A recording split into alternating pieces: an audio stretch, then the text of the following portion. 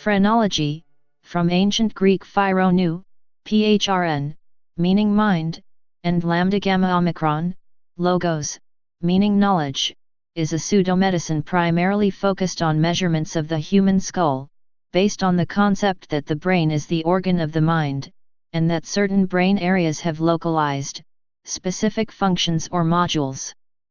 Although both of those ideas have a basis in reality, phrenology extrapolated beyond empirical knowledge in a way that departed from science. Developed by German physician Franz Joseph Gall in 1796, the discipline was very popular in the 19th century, especially from about 1810 until 1840. The principal British centre for phrenology was Edinburgh, where the Edinburgh Phrenological Society was established in 1820. Although now regarded as an obsolete amalgamation of primitive neuroanatomy with moral philosophy, phrenological thinking was influential in 19th-century psychiatry. Gall's assumption that character, thoughts, and emotions are located in specific parts of the brain is considered an important historical advance toward neuropsychology. Mental faculties. Phrenologists believe that the human mind has a set of various mental faculties, each one represented in a different area of the brain. For example, the faculty of philoprogenitiveness, from the Greek for love of offspring, was located centrally at the back of the head. See illustration of the chart from Webster's Academic Dictionary. These areas were said to be proportional to a person's propensities. The importance of an organ was derived from relative size compared to other organs. It was believed that the cranial skull, like a glove on the hand, accommodates to the different sizes of these areas of the brain, so that a person's capacity for a given personality trait could be determined simply by measuring the area of the skull that overlies the corresponding area of the brain. Phrenology, which focuses on personality and character, is distinct from craniometry, which is the study of skull size, weight, and shape, and physiognomy, the study of facial features. Method. Phrenology is a process that involves observing and/or feeling the skull to determine an individual's psychological attributes. Franz Joseph Gall believed that the brain was made up of 27 individual organs that determined personality. The first 19 of these organs he believed to exist in other animal species. Phrenologists would run their fingertips and palms over the skulls of their patients to feel for enlargements or indentations. The phrenologist would often take measurements with a tape measure of the overall head size and more rarely employ a craniometer, a special version of a caliper. In general, instruments to measure sizes of cranium continued to be used after the mainstream phrenology had ended. The phrenologists put emphasis on using drawings of individuals with particular traits, to determine the character of the person, and thus many phrenology books show pictures of subjects. From absolute and relative sizes of the skull, the phrenologist would assess the character and temperament of the patient. Gall's list of the brain organs was specific. An enlarged organ meant that the patient used that particular organ extensively. The number and more detailed meanings of organs were added later by other phrenologists. The 27 areas varied in function, from sense of color, to religiosity, to being combative or destructive. Each of the 27 brain organs was located under a specific area of the skull. As a phrenologist felt the skull, he would use his knowledge of the shapes of heads and organ positions to determine the overall natural strengths and weaknesses of an individual. Phrenologists believed the head revealed natural tendencies but not absolute limitations or strengths of character. The first phrenological chart gave the names of the organs described by Gall. It was a single sheet, and sold for a cent. Later charts were more expansive. History. Among the first to identify the brain as the major controlling center for the body were Hippocrates and his followers, inaugurating a major change in thinking from Egyptian, biblical, and early Greek views, which based bodily primacy of control on the heart. This belief was supported by the Greek physician Galen, who concluded that mental activity occurred in the brain rather than the heart, contending that the brain, a cold, moist organ formed of sperm, was the seat of the animal soul, one of 3 souls found in the body, each associated with a principal organ. The Swiss pastor Johann Caspar Lavater, 1741–1801, introduced the idea that physiognomy related to the specific character traits of individuals, rather than general types, in his Physiognomische Fragment, published between 1775 and 1778. His work was translated into English and published in 1832 as the Pocket Lavater, or The Science of Physiognomy. He believed that thoughts of the mind and passions of the soul were connected with an individual's external frame of the forehead. When the forehead is perfectly perpendicular, from the hair to the eyebrows, it denotes an utter deficiency of understanding. p. 24. In 1796 the German physician Franz Joseph Gall, 1758–1828, began lecturing on organology, the isolation of mental faculties, and later cranioscopy, which involved reading the skull's shape as it pertained to the individual. It was Gall's collaborator Johann Gaspar Spurzheim who would popularize the term phrenology. In 1809 Gall began writing his principal work, The Anatomy and Physiology of the Nervous System in general, and of the brain in particular, with observations upon the possibility of ascertaining the several intellectual and moral dispositions of man and animal, by the configuration of their heads. It was not published until 1819. In the introduction to this main work, Gall makes the following statement in regard to his doctrinal principles, which comprise the intellectual basis of phrenology. The brain is the organ of the mind. The brain is not a homogeneous unity, but an aggregate of mental organs with specific functions. The cerebral organs are topographically localized. Other things being equal, the relative size of any particular mental organ is indicative of the power or strength of that organ. Since the skull ossifies over the brain during infant development, external craniological means could be used to diagnose the internal states of the mental characters. Through careful observation and extensive experimentation, Gall believed he had established a relationship between aspects of character, called faculties, with precise organs in the brain. Johann Spurzheim was Gall's most important collaborator. He worked as Gall's anatomist until 1813, when for unknown reasons they had a permanent falling out.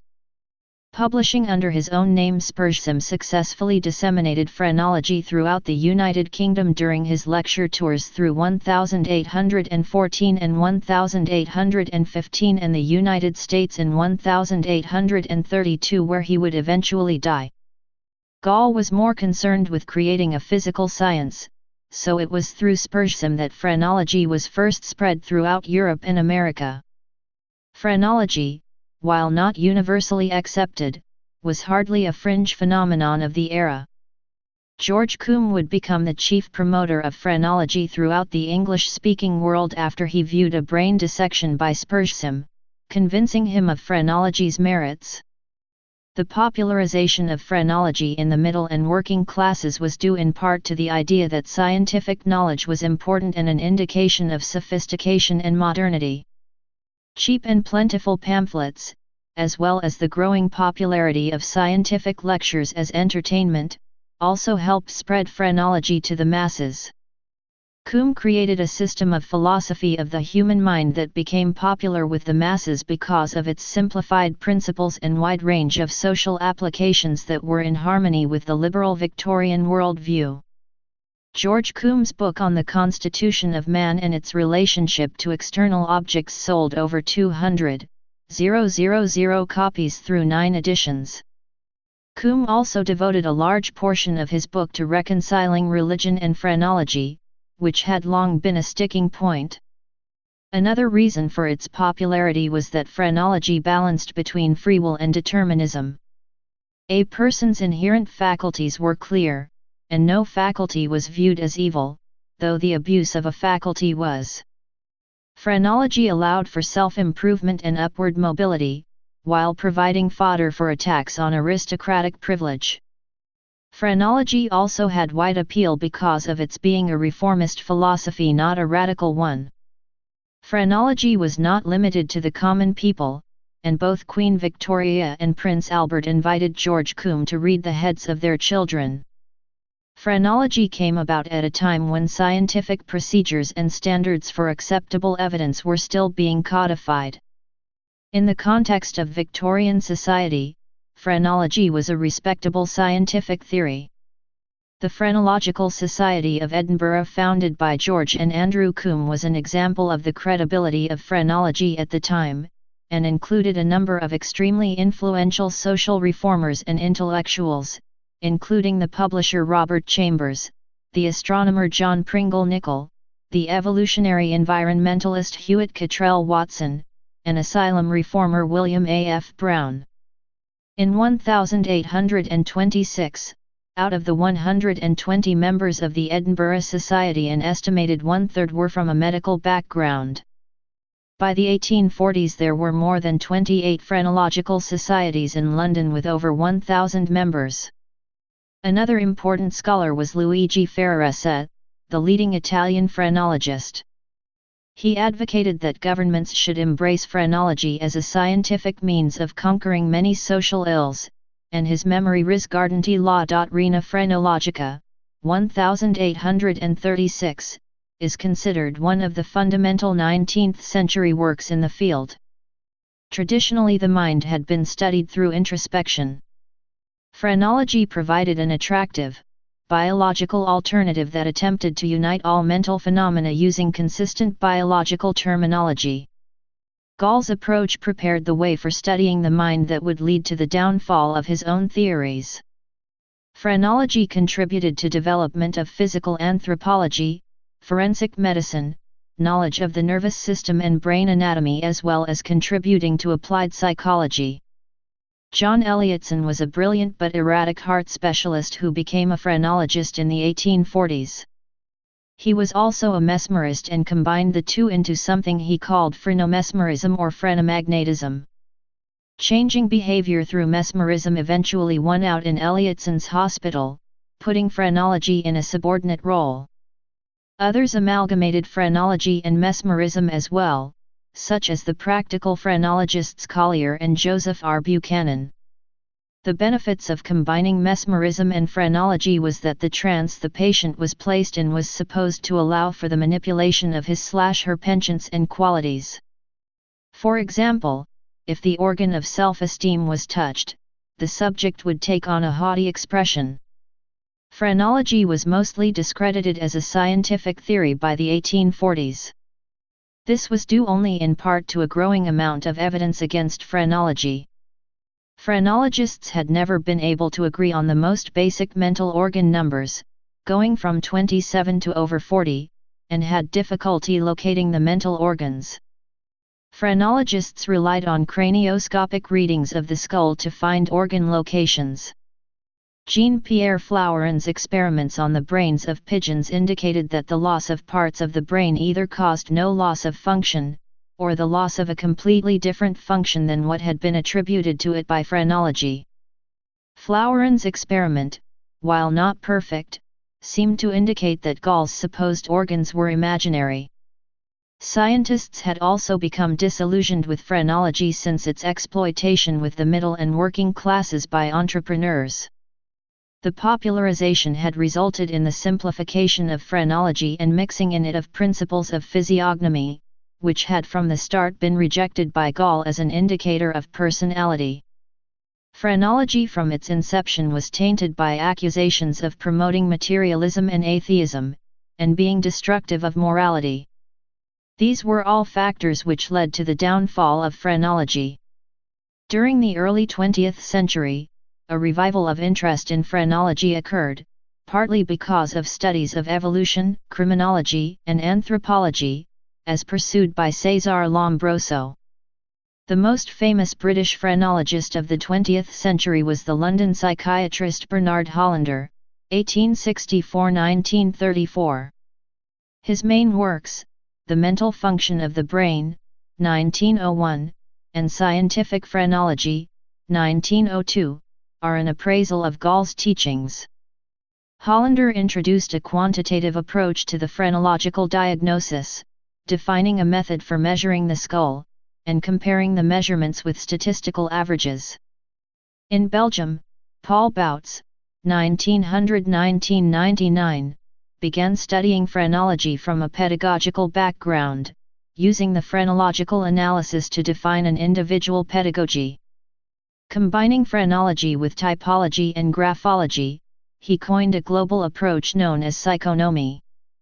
Bouts, a Roman Catholic priest, became the main promoter of renewed 20th-century interest in phrenology and psychonomy in Belgium. He was also active in Brazil and Canada, where he founded institutes for characterology. His works Psychognomy and Les Grandioses Destinies Individuelles et Humaines dans la Lumière de la Caractérologie et de l'évolution cérébro-crânienne are considered standard works in the field. In the latter work, which examines the subject of paleoanthropology, Bouts developed a teleological and orthogenetical view on a perfecting evolution, from the paleoencephalical skull shapes of prehistoric man, which he considered still prevalent in criminals and savages, towards a higher form of mankind, thus perpetuating phrenology's problematic racializing of the human frame. Bouts died on March 7, 1999.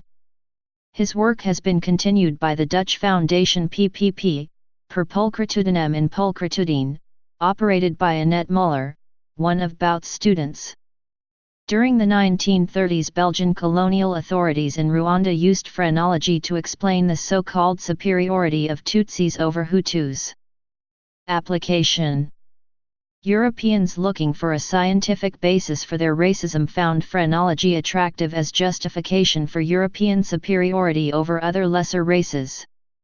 By comparing skulls of different ethnic groups, it supposedly allowed for ranking of races from least to most evolved.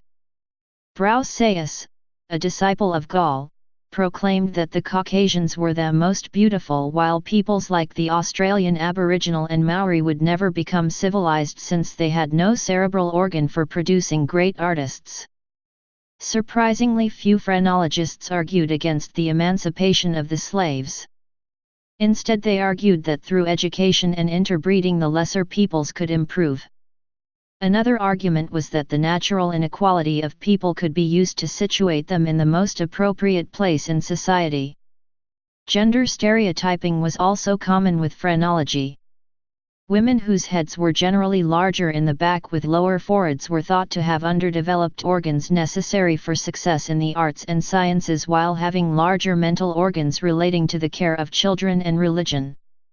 While phrenologists did not contend the existence of talented women, this minority did not provide justification for citizenship or participation in politics. One of the considered practical applications of phrenology was education. Due to the nature of phrenology, people were naturally considered unequal, with very few people would have a naturally perfect balance between organs. Thus, education would play an important role in creating a balance through rigorous exercise of beneficial organs while repressing baser ones. One of the best examples of this is Felix Voisin, who for approximately 10 years ran a reform school in Issy for the express purpose of correction of the mind of children who had suffered some hardship.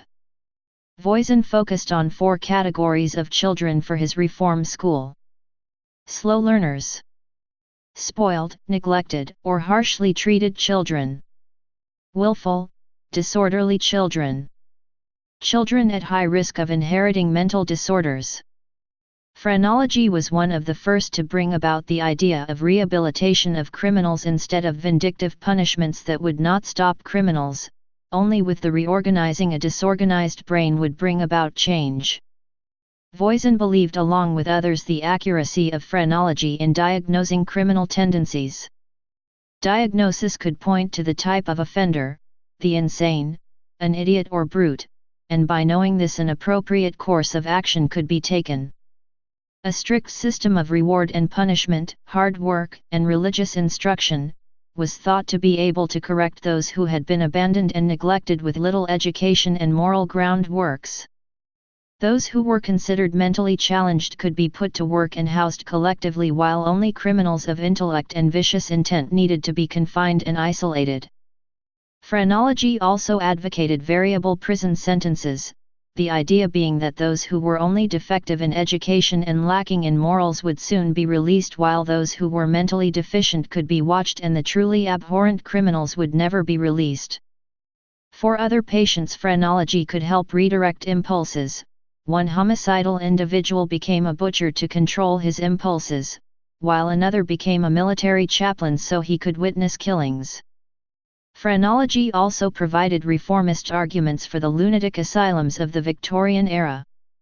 John Connolly, a physician interested in psychological aspects of disease, used phrenology on his patients in an attempt to use it as a diagnostic tool.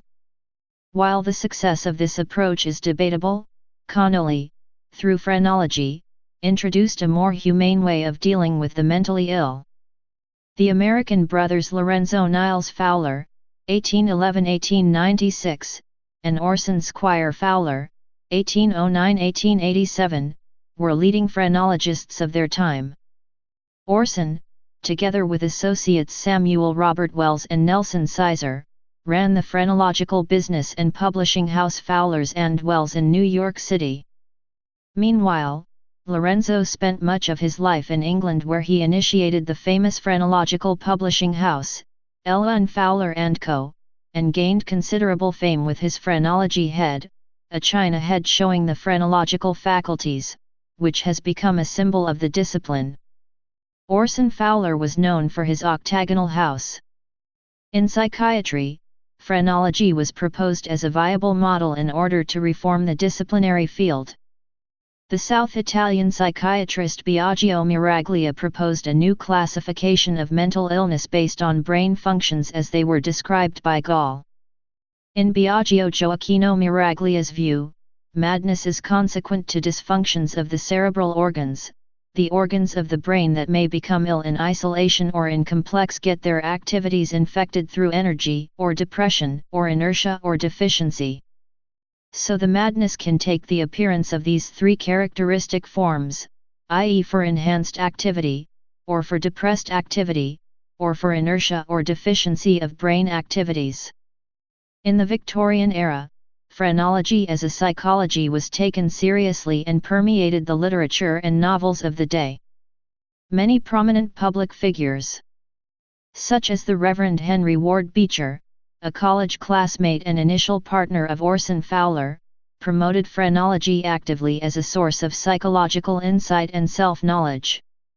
Thousands of people consulted phrenologists for advice in various matters, such as hiring personnel or finding suitable marriage partners. As such, phrenology as a brain science waned but developed into the popular psychology of the 19th century. Reception. Britain. Phrenology was introduced at a time when the old theological and philosophical understanding of the mind was being questioned and no longer seemed adequate in a society that was experiencing rapid social and demographic changes. Phrenology became one of the most popular movements of the Victorian era. In part, phrenology's success was due to George Combe tailoring phrenology for the middle class. Combe's book on the constitution of man and its relationship to external objects was one of the most popular of the time, selling over 200,000 copies in a 10-year period. Phrenology's success was also due in part because it was introduced at a time when scientific lectures were becoming a form of middle-class entertainment, exposing a large demographic of people to phrenological ideas who would not have heard them otherwise. As a result of the changing of the times, along with new avenues for exposure and its multifaceted appeal, phrenology flourished in popular culture, although it was discredited as scientific theory by 1840. France. While still not a fringe movement, there was not popular widespread support of phrenology in France. This was not only due to strong opposition of phrenology by French scholars but also once again accusations of promoting atheism, materialism, and radical religious views. Politics in France also played a role in preventing rapid spread of phrenology. In Britain, phrenology had provided another tool to be used for situating demographic changes. The difference was there was less fear of revolutionary upheaval in Britain compared with France. Given that most French supporters of phrenology were liberal, left-wing, or socialist, it was an objective of the social elite of France who held a restrained vision of social change that phrenology remain on the fringes. Another objection was that phrenology seemed to provide a built-in excuse for criminal behavior, since in its original form it was essentially deterministic in nature. Ireland. Phrenology arrived in Ireland in 1815, through Spurzheim. While Ireland largely mirrored British trends, with scientific lectures and demonstrations becoming a popular pastime of the age, by 1815 phrenology had already been ridiculed in some circles, priming the audiences to its skeptical claims. Because of this, the general public valued it more for its comic relief than anything else. However, it did find an audience in the rational dissenters who found it an attractive alternative to explain human motivations without the attached superstitions of religion. The supporters of phrenology in Ireland were relegated to scientific subcultures because the Irish scholars neglected marginal movements like phrenology, denying it scientific support in Ireland.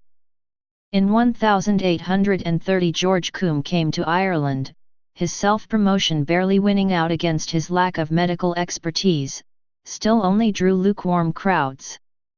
This was due to not only the Vatican's decree that phrenology was subversive of religion and morality but also that based on phrenology the Irish Catholics were sui generis, a flawed and degenerate breed. Because of the lack of scientific support, along with religious and prejudicial reasons, phrenology never found a wide audience in Ireland. United States. Through the teachings of Gall and Spurzheim, phrenological teachings spread, and by 1834 when Combe came to lecture in the United States, phrenology had become a widespread popular movement. Sensing commercial possibilities, men like the Fowlers became phrenologists and sought additional ways to bring phrenology to the masses. Though a popular movement, the intellectual elite of the United States found phrenology attractive because it provided a biological explanation of mental processes based on observation, yet it was not accepted uncritically. Some intellectuals accepted organology while questioning cranioscopy. Gradually, the popular success of phrenology undermined its scientific merits in the United States and elsewhere, along with its materialistic underpinnings, fostering radical religious views. There was increasing evidence to refute phrenological claims, and by the 1840s it had largely lost its credibility. In the United States, especially in the South, phrenology faced an additional obstacle in the anti-slavery movement. While phrenologists usually claimed the superiority of the European race, they were often sympathetic to liberal causes including the anti-slavery movement. This sowed skepticism about phrenology among those who were pro-slavery. The rise and surge in popularity in mesmerism, phrenomesmerism, also had a hand in the loss of interest in phrenology among intellectuals and the general public. Specific phrenological modules. From Combe. Propensities. Propensities do not form ideas, they solely produce propensities common to animals and man.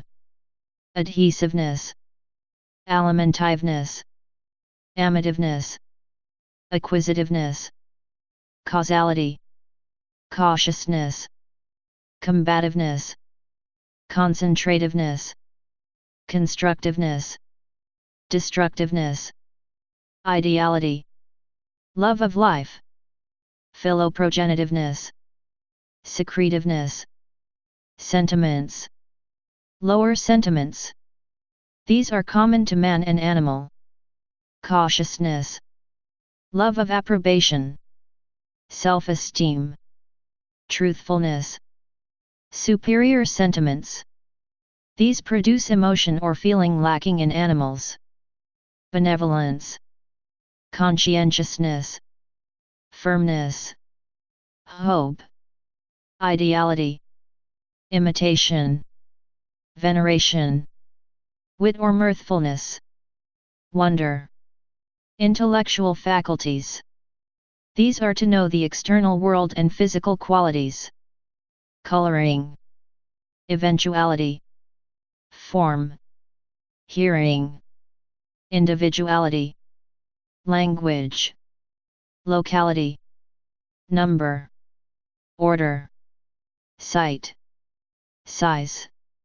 Smell. Taste. Time. Touch. Tune. Weight. Reflecting faculties. These produce ideas of relation or reflect they minister to the direction and gratification of all the other powers. Causality. Comparison. In popular culture, several literary critics have noted the influence of phrenology and physiognomy in Edgar Allan Poe's fiction. Please subscribe and thanks for watching.